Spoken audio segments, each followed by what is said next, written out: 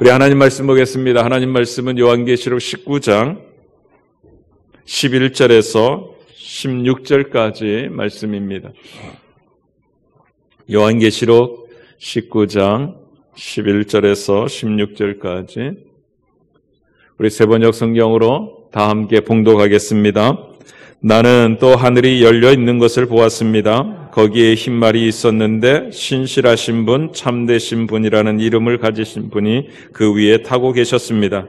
그는 의로 심판하시고 싸우시는 분입니다. 그의 눈은 불꽃과 같고 머리에는 많은 관을 썼는데 그분 밖에는 아무도 알지 못하는 이름이 그의 몸에 적혀 있었습니다. 그는 피로 물든 옷을 입으셨고 그의 이름은 하나님의 말씀이라고 하였습니다. 그리고 하늘의 군대가 희고 깨끗한 모시 옷을 입고 흰 말을 타고 그를 따르고 있었습니다. 그의 입에서 날카로운 칼이 나오는데 그는 그것으로 모든 민족을 치실 것입니다. 그는 친히 쇠 지팡이를 가지시고 모든 민족을 다스리실 것이요 전능하신 하나님의 맹렬하신 진노의 포도주 틀을 밟으실 것입니다. 그의 옷과 넓적 다리에는 왕들의 왕, 군주들의 군주라는 이름이 적혀 있습니다. 아멘, 아멘.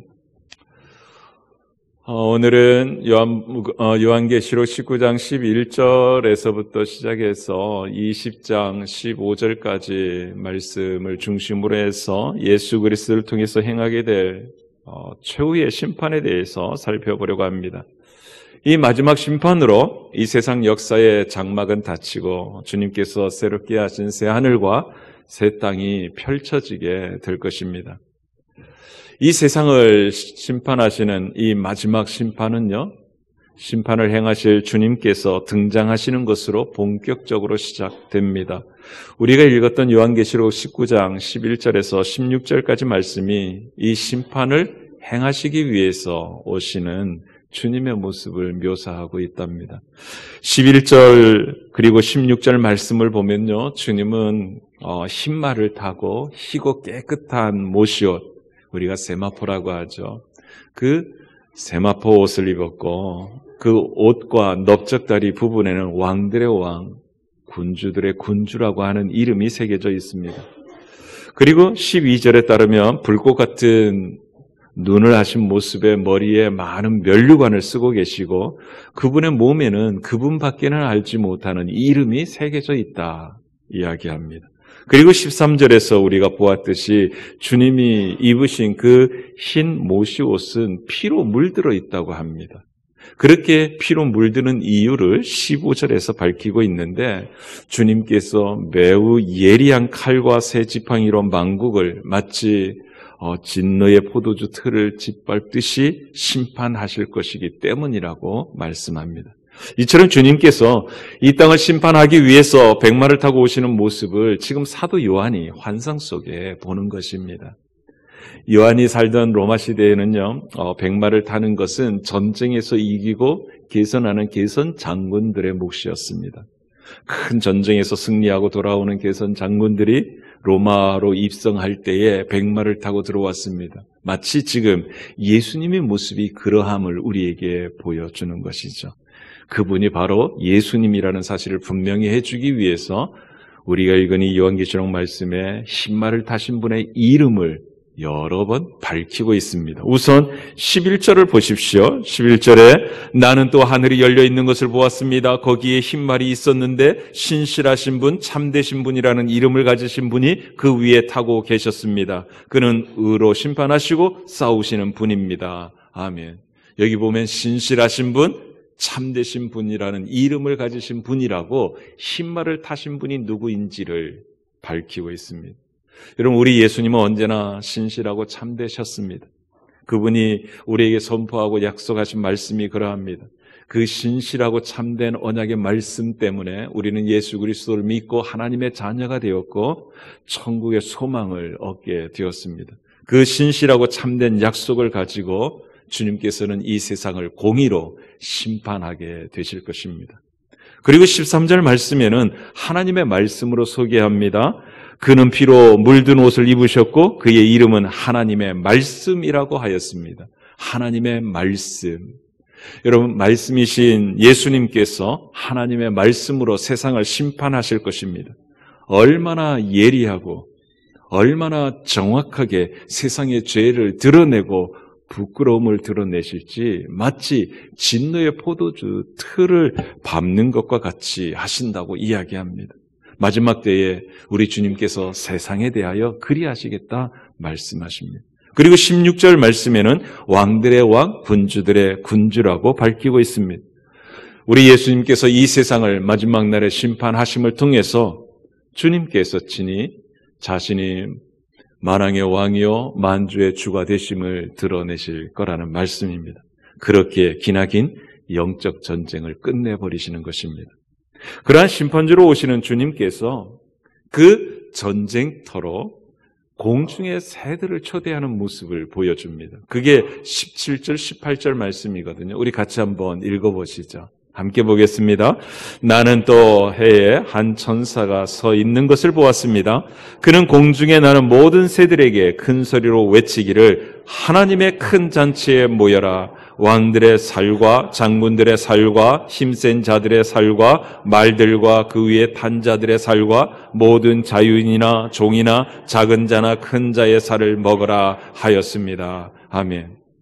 여러분, 여기서 이야기하고 있는 하나님의 큰 잔치는요, 어린 양의 혼인 잔치와 같은 기쁨의 잔치를 가리키는 게 아닙니다.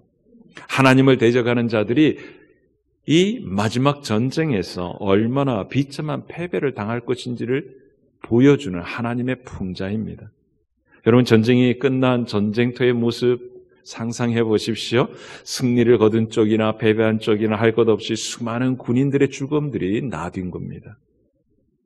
그리고 그 시신들을 뜯어먹기 위해서 공중의 새들이 모여들죠. 독수리와 까마귀와 그와 같은 여러 종류의 새들이 날아듭니다. 바로 그러한 전장터의 비참한 모습을 17절, 18절 말씀이 보여주는 것입니다. 그런데 이 전쟁터에 나뉜 그는 죽음들은 전부 다 하나님을 대적하는 사단을 추종하는 세력들의 시체들이라는 것이죠. 양편의 시신들이 아니라 한편의 시신들로 이 전쟁터를 가득 채우고 있다는 말입니다. 여러분, 이러한 사실은요, 우리 주님께서 이 전쟁에서 얼마나 일방적인 승리를 거둘 것인지를 우리에게 보여주는 모습인 것이죠. 사단을 추종하는 세력들이 완전한 패배를 당하게 될 것임을 우리들에게 확인시켜 주는 것입니다. 특별히 이 전쟁에서 사단을 추종하는 세력들의 수장들이었던 두 짐승과 거짓 선지자가 최후를 맞이하게 되는 것입니다. 그게 19절에서부터 21절까지 나오는 이야기입니다. 우선 19절 말씀을 우리 같이 한번 읽어보시죠. 19절 함께 봅니다. 또 나는 짐승과 세상의 왕들과 그 군대들이 흰말을 타신 분과 그의 군대에 대항해서 싸우려고 모여 있는 것을 보았습니다. 여러분, 사도 요한이 지금 환상 중에 보는 것입니다. 짐승과 세상의 왕들이 군대를 모아서 주님과 싸우려고 하는 장면을 보는 것입니다. 여러분, 이것이 바로 최후의 전쟁입니다. 이 최후의 전쟁을 요한계시록 16장에서는 아마겟돈 전쟁이라고 하고요. 우리가 이제 살피게 될 20장에서는 곡과 마곡의 전쟁이라고 이야기합니다. 이것을 두고서 여러분들 이 지구상에 3차 세계대전과 같은 전쟁이 있을 거라고 상상하지 않기를 바랍니다. 이 전쟁은요, 하나님의 심판을 자초하는 사단의 세력들을 향한 영적 전쟁을 가리키고 있기 때문입니다. 주님께서 심판주로 이 땅에 오실 때가 되면요, 우리가 13장에서 살펴보았던 것처럼 하나님을 대적하는 세력으로 상징되는 두 짐승이 세상 나라들을 미혹해서 하나님을 대적하게 될 것입니다. 하지만 그러한 그들의 도모가 완전히 물거품이 되고 말 거라는 것입니다. 왜냐하면 주님께서 마지막 날, 이 마지막 전쟁에서 그들을 한순간에 무너뜨려 버릴 것이기 때문입니다. 그들을 산채로 유황이 타오르는 불바다에 던져버림으로써 이 세상의 모든 것을 종식시켜 버린다는 것입니다. 여러분 20절 말씀이 그 말씀입니다. 우리 같이 한번 읽어보시죠. 그러나 그 짐승은 붙잡혔고 또 그 앞에서 기이한 일을 행하던 거짓 선지자도 그와 함께 붙잡혔습니다.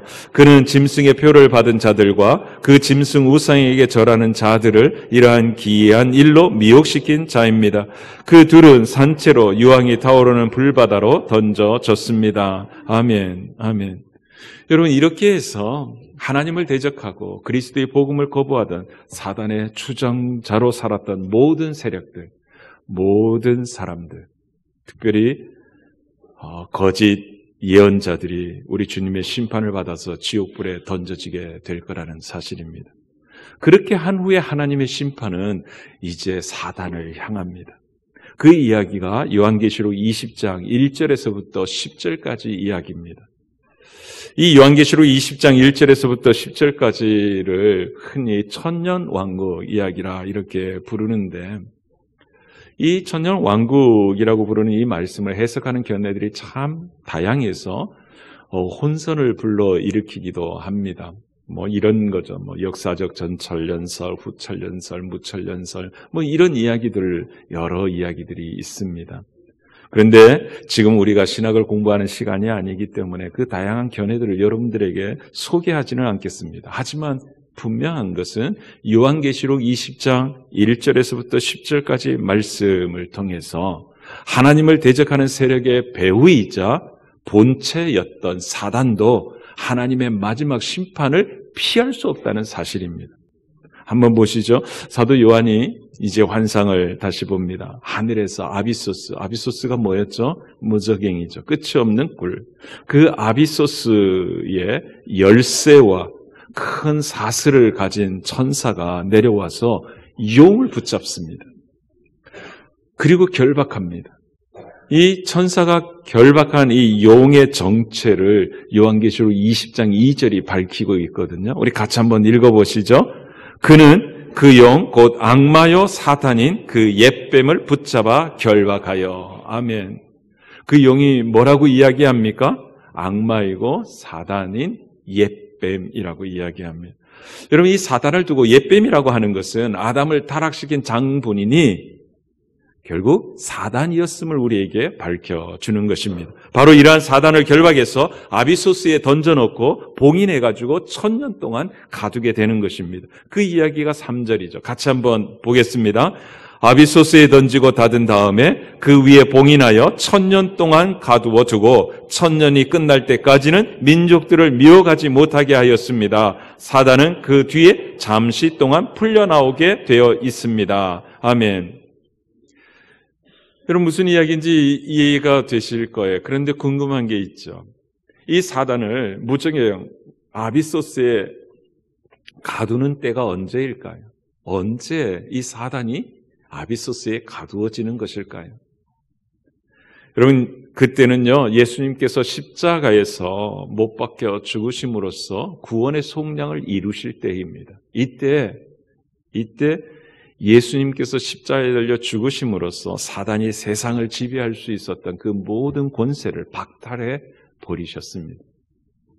그래서 요한일서 3장 8절은 이렇게 선언합니다. 죄를 짓는 자는 마귀에게 속하나니 마귀는 처음부터 범죄함이라. 하나님의 아들이 나타나신 것은, 함께 읽어보시죠. 마귀의 일을 멸하려 하심이라. 아멘. 보십시오. 주님께서는 마귀의 일을 멸하려 이 땅에 오셨다고 이야기합니다. 이 땅에 오셔서 십자가에 달려 죽으심으로써, 그리고 사흘 만에 다시 살아나심으로써 이 땅에 교회를 세우시고 그 교회 공동체를 통해서 구원을 얻을 예수 그리스도의 복음을 전파함으로써 사단이 행했던 그 모든 권세를 박탈하는 일을 시작하셨던 것입니다. 죄와 사망이 땅에 앉아있는 이들을 구원하여 하나님 나라로 옮기시기 시작하셨다는 말입니다. 그래서 사단은 1000년이 끝날 때까지 민족들을 미혹하지 못하게 되었다고 성경은 말씀하고 있는 것입니다. 그런데 1000년이 끝날 때 사단이 잠시 동안 풀려날 거라고 말씀합니다. 그러면 언제 사단은 풀려나는 것일까요? 여러분, 사단이 다시 풀려나는 때는요, 주님께서 이 세상을 마지막으로 심판하시기 위해 다시 오실 때입니다. 여러분, 이 세상 법정에서도 그러지 않습니까? 심판을 종결짓기 위해서 구치소에 수감된 죄인을 법정으로 끌어내듯이 사단도 잠시 풀려나게 되는 것입니다. 그런데 잠시 풀려난 사단이 무슨 일을 하는지 아십니까? 그가 하는 일을 7절에서부터 9절까지 기록해 놓고 있습니다. 우리 같이 한번 읽어보시죠. 천년이 끝나면 사단은 옥에서 풀려나서 땅의 사방에 있는 민족들 곧 곡과 마곡을 미혹하려고 나아갈 것입니다. 그리고 전쟁을 하려고 그들을 모을 것인데 그들의 수는 바다의 모래와 같을 것입니다. 그들은 지면으로 올라와서 성도들의 진과 하나님께서 사랑하시는 도시를 둘러쌌습니다. 그러나 하늘에서 불이 내려와서 그들을 삼켜버렸습니다. 아멘. 여러분, 이것이 사단의 소행입니다. 천년이 다 찰 즈음 주님께서 이 세상에 최후의 심판을 행하시려고 임하실 때에 사단을 잠시 아비소스에서 풀려나게 합니다. 그렇게 풀려난 이 사단이 하는 일이 뭐냐 하면 이 세상의 모든 민족들을 다시금 미혹하려고 하는 것입니다. 천년 동안 이 아비소스에 갇혀 있었지만 사단의 본성은 하나도 변하지 않았습니다. 여전히 사람들을 미혹해서 하나님을 대적하려고 하는 것은 여전합니다. 그렇게 사단이 미혹하려고 하는 이 세상의 모든 민족들을 일컫는 표현이 곡과 마곡입니다. 여러분, 얼마나 많은 사람들이 사단에게 미혹이 되는지요? 그 수가 바다의 모래 같다 이야기합니다. 그렇게 수많은 사람들을 미혹해서 다시금 하나님의 백성인 교회를 둘러싸고 전쟁을 하려고 하는 것입니다. 이 전쟁을 하려고 하는 이것을 두고서 아마겟돈 전쟁이다, 곡과 마곡의 전쟁이다 이야기하는 것이죠. 그러나 그들이 이렇게 하나님의 백성을 보위하고 공격하려고 할 때 주님께서 그냥 놔두지 않습니다. 한순간에 하늘에서 불을 내려서 그들을 태워버리는 것입니다. 뿐만 아니라 세상 사람들을 미혹하였던 사단 역시도 불과 유황으로 불타는 바다에 던져버리는 것이죠. 여러분, 10절 말씀이 그겁니다. 같이 한번 읽어보시죠. 그들을 미혹하던 악마도 불과 유황의 바다로 던져졌는데 그곳은 그 짐승과 거짓 예언자들이 있는 곳입니다. 거기에서 그들은 영원히 밤낮으로 고통을 당할 것입니다. 아멘. 거기 보십시오. 불바다에 이미 누가 있습니까? 짐승과 거짓 예언자가 있습니다. 그들이 있는 그 불바다에 이제 마지막으로 사단도 던져지는 것입니다. 여러분, 이것이 사단을 향하신 하나님의 마지막 심판인 것입니다. 반면에 이 천년의 기간 동안 교회와 신자들은 영원하신 하나님과 더불어 다스리는 삶을 삽니다. 그 이야기가 4절이거든요. 여러분, 4절 말씀 같이 한번 읽어보시죠. 함께 보겠습니다. 내가 또 모자들을 보니 그 위에 사람들이 앉아 있었는데 그들은 심판할 권세를 받은 사람들이었습니다. 또 나는 예수의 증언과 하나님 말씀 때문에 목이 베인 사람들의 영혼을 보았습니다. 그들은 그 짐승이나 그 짐승 우상에게 절하지 않고 그들의 이마와 손에 짐승의 표를 받지 않은 사람들입니다. 그들은 살아나서 그리스도와 함께 1000년 동안 다스렸습니다. 아멘, 아멘. 여러분, 여기서 이야기하고 있는 이 1000년은요, 아비소스 열쇠를 가진 천사가 내려와서 옛뱀 사단을 결박해서 아비소스에 가두어 두었던 그 1000년의 기간과 똑같은 1000년입니다. 그 1000년 동안 사단은 아비소스에 갇혀 있고 똑같은 그 1000년의 기간 동안 사단의 편에 서지 아니한 신자들은 주님과 더불어 다스리는 영광을 누리고 있다. 그 이야기인 것입니다. 이렇게 주님과 더불어 사단을 심판하는 그 보좌에 앉아 있을 영광을 누리는 사람들이 누구인지 이 4절에서 아주 구체적으로 밝히고 있습니다. 그들이 누구냐? 예수의 증언과 하나님의 말씀 때문에 목이 베인 사람들의 영혼이라고 이야기합니다. 그러니까 예수 그리스도를 믿고 예수 그리스도의 복음을 전하다가 순교한 사람들을 이야기하는 거죠. 뿐만 아니라 짐승이나 그 짐승의 우상에게 절하지 않고 그들의 이마에 그리고 손에 짐승의 표를 받지 않은 사람들이라고 밝히고 있습니다. 예수 그리스도를 믿는 그 믿음을 변절하지 않고 그 믿음을 지켜낸 사람들이라는 이야기죠. 결국 누구를 이야기하는 거예요? 교회 공동체 안에 있는 구원받은 신자들을 가리키는 것이죠. 결국 교회 공동체는요, 사단을 심판할 권세를 가지고 천년 동안 주님과 더불어 사단의 세력을 다스리고 있음을 우리에게 보여주는 것입니다. 그래서 이 기간을 천년 왕국이라 이야기하곤 하는 것입니다. 그리고 5절, 6절 말씀을 보면요, 이 천년 동안 주님과 더불어 다스리는 이 천년 왕국이 얼마나 놀라운 축복인지를 밝히고 있습니다. 우선 5절 말씀을 같이 한번 읽어보시죠. 5절 함께 봅니다. 그 나머지 죽은 사람들은 천년이 끝날 때까지 살아나지 못하였습니다. 이것이 첫째 부활입니다. 아멘. 보십시오. 그 나머지 죽은 사람들은 천년이 끝날 때까지 살아나지 못했다고 이야기합니다. 여러분, 이 말씀은요, 예수 그리스도와 상관없이 죽은 사람들은 천년이 끝날 때까지 하나님의 다스림에 동참하지 못한다는 이야기인 것입니다. 그들은 하나님의 보좌 앞에 서 있는 것이 아니라 지옥에 떨어져 있기 때문이죠. 그래서 예수 그리스도의 증언과 하나님 말씀 때문에 순교한 성도들과 믿음을 지켜내고 죽은 성도들이 하나님 보좌 앞에서 예수 그리스도와 함께 사단을 다스리는 권세를 누리고 있는 것이죠. 그 권세를 누리는 것을 두고서 첫째 부활이라 이야기하는 것입니다. 여러분, 이 첫째 부활은요, 우리가 예수 그리스도를 구세주로 영접할 때 영생을 선물로 받고 하나님의 자녀가 되지 않습니까? 바로 그때 우리에게 일어난 일을 첫째 부활이라고 이야기하는 것입니다. 우리 모두는 첫째 부활을 경험한 자입니다. 주님께서 나는 부활이요 생명이니 나를 믿는 자는 죽지 않겠고 무릇 살아서 나를 믿는 자는 영원히 죽지 아니하리라 하신 그 말씀대로 우리는 부활의 생명을 가졌기 때문이죠. 그래서 6절 말씀은 이 첫째 부활에 참여한 사람은 복이 있다고 선언하는 것입니다. 여러분, 함께 6절 말씀도 같이 읽어봅시다.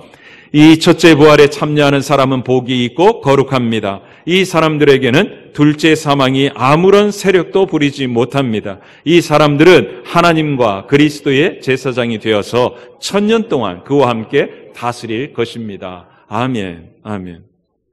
분명히 언약하고 있습니다. 예수 그리스도를 믿는 신자인 저와 여러분에게는 둘째 사망이 없다고 이야기합니다. 둘째 사망이 없어요. 여러분, 여기서 이야기하고 있는 둘째 사망이 도대체 뭘까요? 멀리 갈 것도 없습니다. 14절 말씀을 읽으면 둘째 사망이 뭔지를 알 수 있습니다. 같이 한번 읽어보시죠. 그리고 사망과 지옥이 불바다에 던져졌습니다. 이 불바다가 둘째 사망입니다. 아멘. 여러분, 둘째 사망이 뭐라고 이야기합니까? 불바다입니다. 사단과 함께 불바다에 던져지는 것을 두고서 둘째 사망이라고, 두 번째 죽는 것이라고 이야기하는 거예요. 여러분, 둘째 사망은요, 하나님의 심판을 받아 영원히 자신의 태어난 날을 한탄할 정도로 극심히 고통을 겪는 그 불바다에 던져지는 것을 이야기하는 거죠.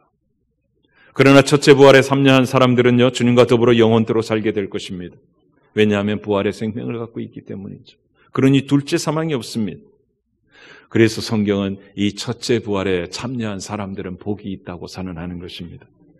그렇다면 여러분, 이 20장에서 이야기하고 있는 천년, 이 천년은 언제부터 언제까지를 두고 하는 말일까요?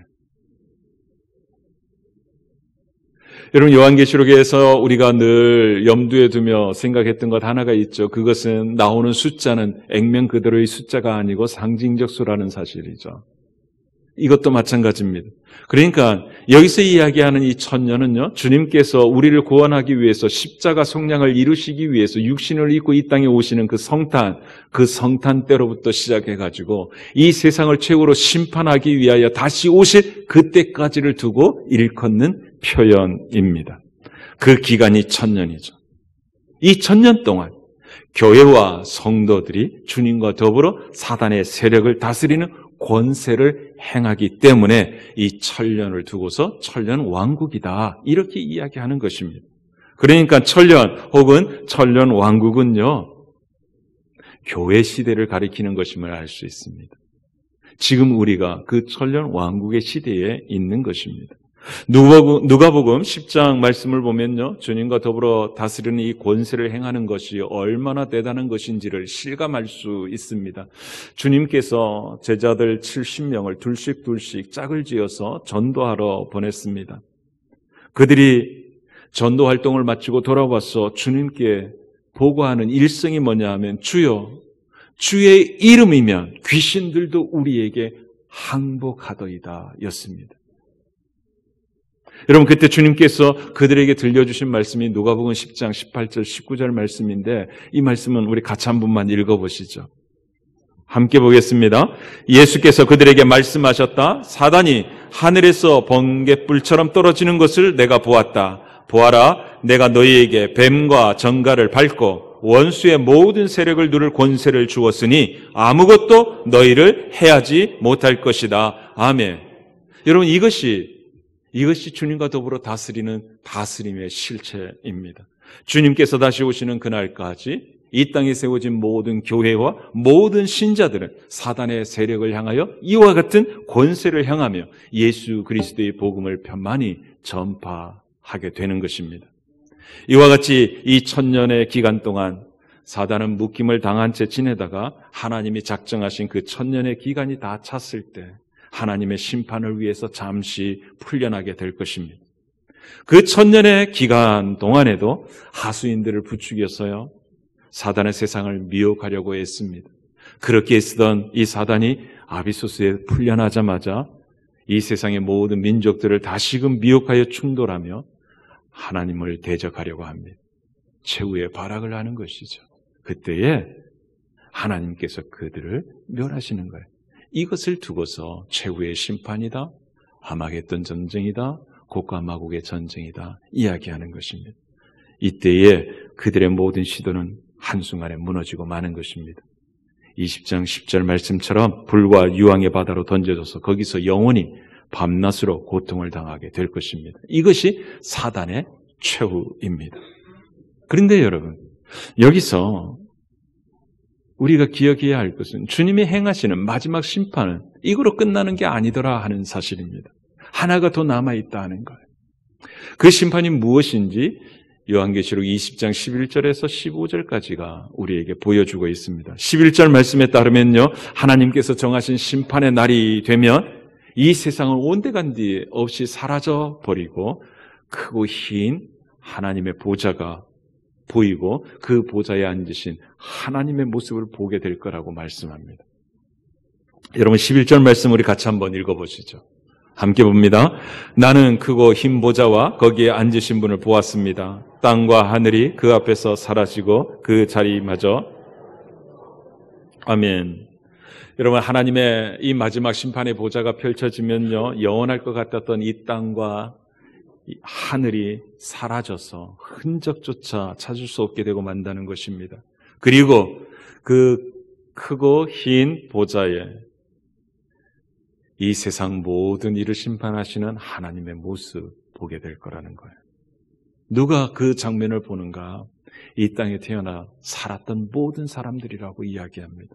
그 이야기가 12절, 13절이거든요. 여러분, 12절, 13절 같이 한번 읽어보시죠.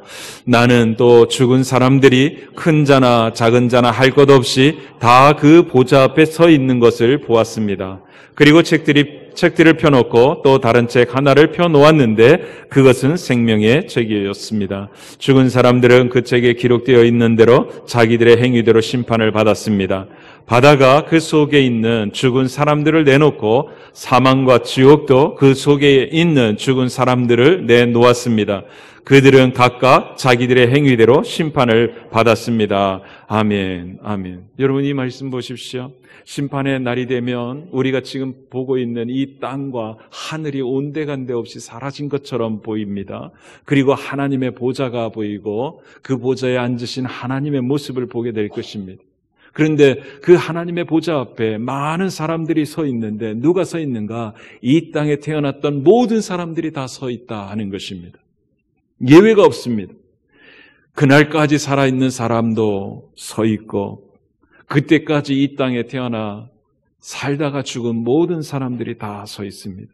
그래서 12절에는 죽은 사람들이 큰 자나 작은 자나 할 것 없이 다 서 있다고 이야기합니다. 그리고 13절에서는 바다에서도 죽은 자를 다 토해낸다고 이야기하고 사망과 지옥에서도 죽은 자들을 다 토해낸다고 그러는 것입니다. 모든 이가 다 하나님의 심판대 앞에 서게 되는 것입니다. 그러니 그날에는요, 구원받은 신자인 저와 여러분도 그 하나님의 심판대 앞에 서게 될 것이고, 이 땅에 태어나 하나님을 거부하고 죽였던 모든 사람들도 다 서게 될 것입니다. 그렇게 이 세상 모든 사람들이 하나님의 심판을 받게 될 거라는 말씀입니다. 그렇다면 궁금해지는 게 있습니다. 무엇을 근거로 심판을 하실까 하는 거죠. 12절 말씀을 보니까 하나님께서 앉아 계신 그 보좌 앞에 책들이 펼쳐져 있다고 이야기합니다. 하나는 생명책이고 또 다른 하나는 행위들을 기록한 책이라고 이야기합니다. 이 책에 기록된 대로 하나님께서 심판하신다는 거예요. 첫째는요, 생명책에 기록된 대로 하나님께서 심판하신다고 말씀합니다. 여러분, 생명책에는 누가 기록되어 있을까요? 구원받은 하나님의 백성인 저와 여러분의 이름이 기록되어 있는 줄 믿습니다. 왜냐하면 요한계시록 3장 5절이 분명히 밝히고 있기 때문이죠. 여러분, 요한계시록 3장 5절 우리 같이 한 번만 읽어보기를 원합니다. 함께 봅니다. 이기는 사람은 이와 같이 흰 옷을 입을 것인데 나는 그의 이름을 생명책에서 지워버리지 않을 것이며 내 아버지 앞과 아버지의 천사들 앞에서 그의 이름을 시인할 것이다. 아멘. 여러분, 20장에서 이야기하고 있는 흰 보좌 앞에서 주님께서 이 생명책에 기록된 모든 사람들을 하나님 앞에서 시인하고 천사들 앞에서 시인한다는 그 모습이 상상이 되시죠? 거기에 기록되는 사람이 누구라고 이야기합니까? 이기는 사람이라고 이야기합니다. 이 생명책에는요, 구원받은 신자들의 이름이 기록되어 있다는 말입니다.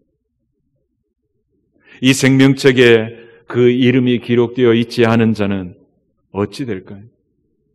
그들이 당하게 될 최후의 모습이 15절입니다. 여러분, 15절 말씀 같이 한번 읽어보시죠.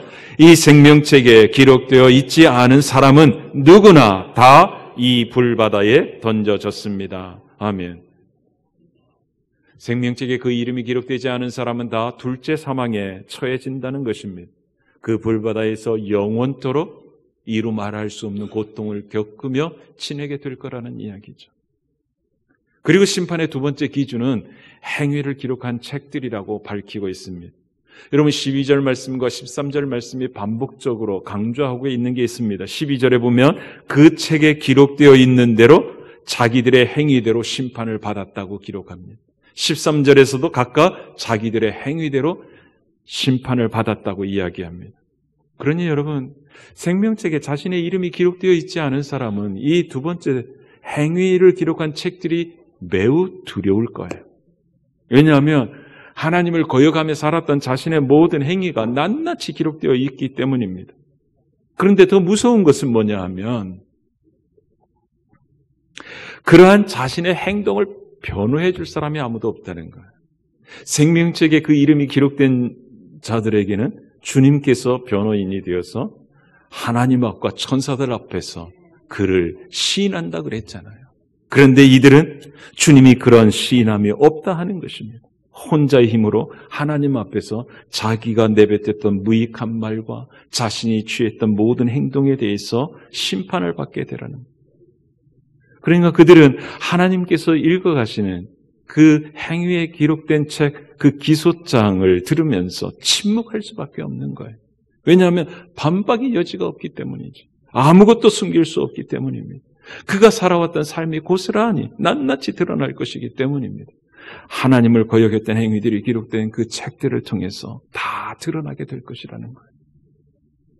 자신에게 예수님을 믿으라고 전했던 이들을 거절했던 이야기도 거기에 들어있을 것이고, 사람들을 해악했던 일들, 사기치고 등쳐먹 모든 일들이 다 기록되어 있을 거예요.